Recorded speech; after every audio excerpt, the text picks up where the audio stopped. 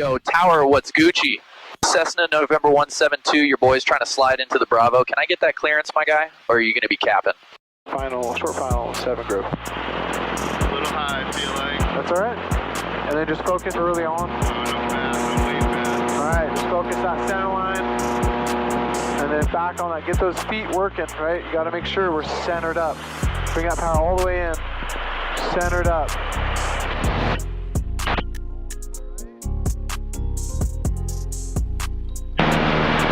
7, single powder groove.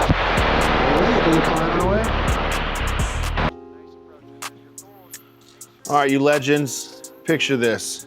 You're on final approach, you feel cool, you look cool, you're flying a genuine piece of aviation history. There's just one tiny problem. You're way, way too high.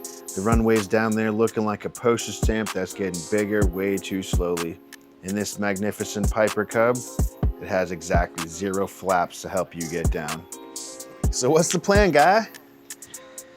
If you choose just to point the nose down like a lawn dart, you'll build up so much speed you'll pass the runway, the airport, and possibly the next county before the wheels even think about touching down. You'll float for what feels like an eternity, hovering over the pavement or grass, like a confused ghost. So what do? You have 2 secret weapons in your pilot tool belt.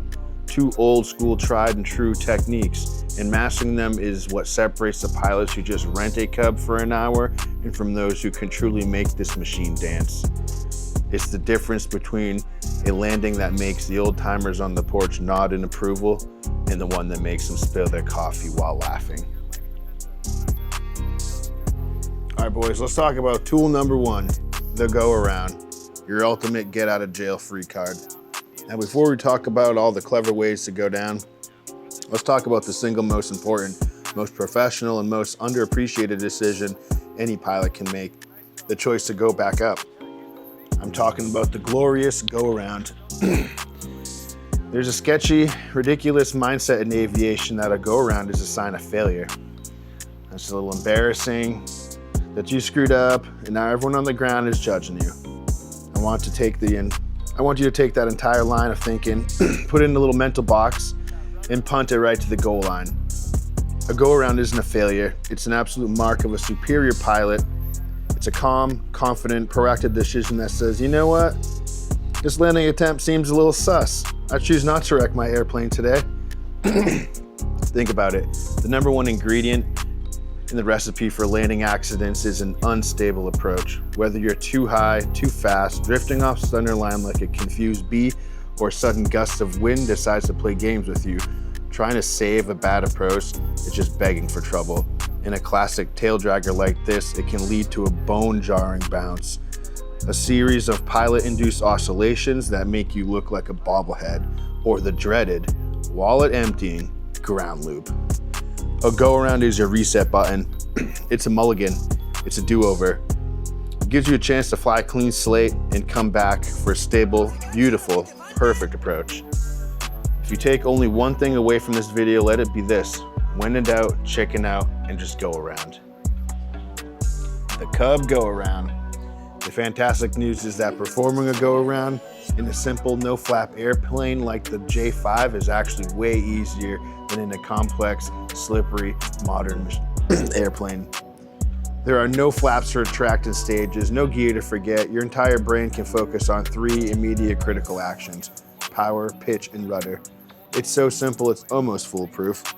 Almost. Let's walk through the mindset. You're coming in and it's just not working. The pitcher looks wrong. The first thing you do is smoothly but decisively apply full power.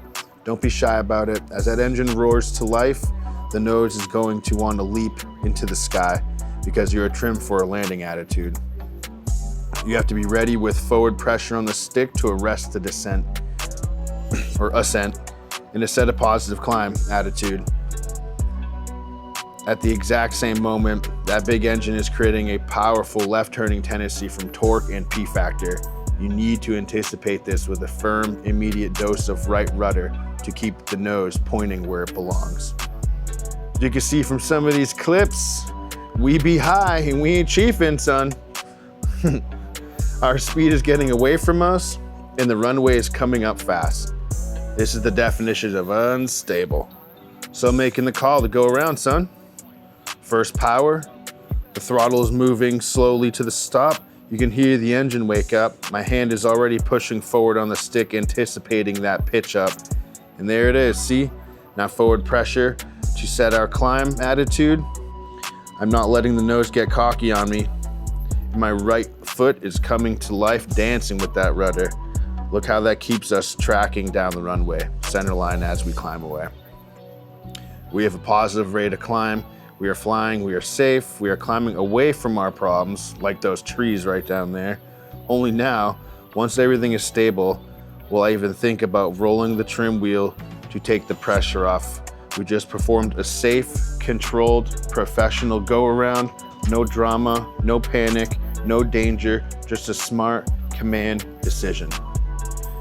Let's run another one. Say you touched down and bounced a bounce. It's just the airplane's way of telling you it wasn't done flying yet, usually because of a little extra speed. Don't try to fight it and force it back on. The instant you feel that bounce, full power, pitch for climb, and some right rudder. Turn that embarrassing hop into a deliberate go around and come back for a landing you can write home about. All right, let's talk about tool number 2, the slip, your human air brake. So the go around is your escape hatch for an unstable mess. But what if the approach is stable?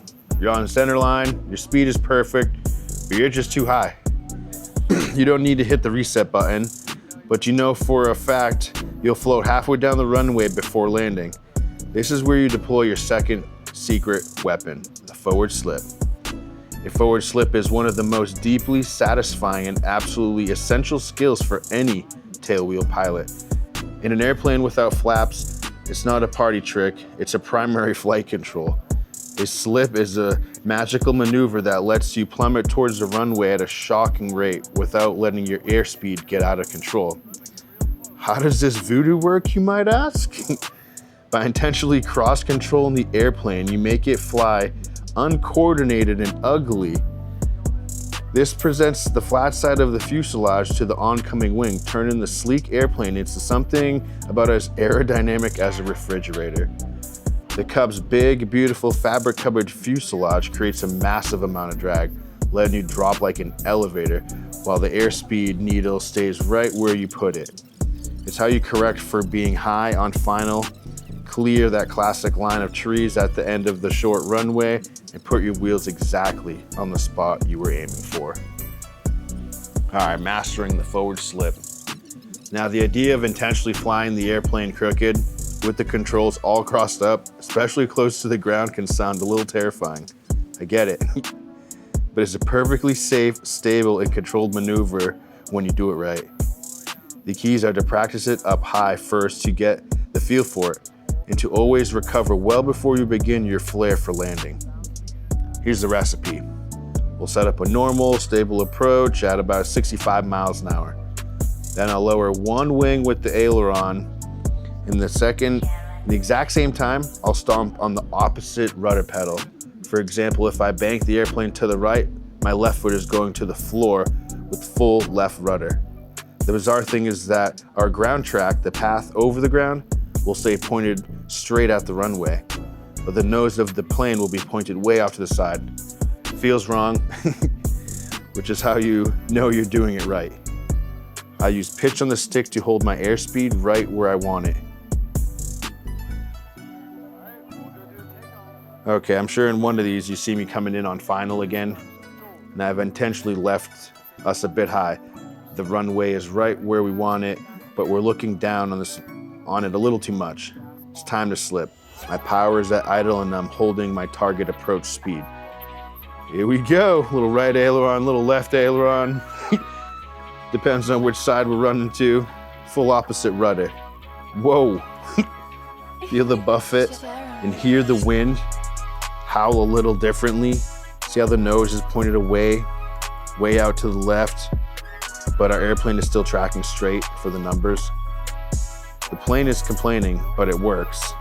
Now look at the vertical speed indicator. We are coming down in a hurry, but my airspeed, nailed it, rock solid. This is a forward slip.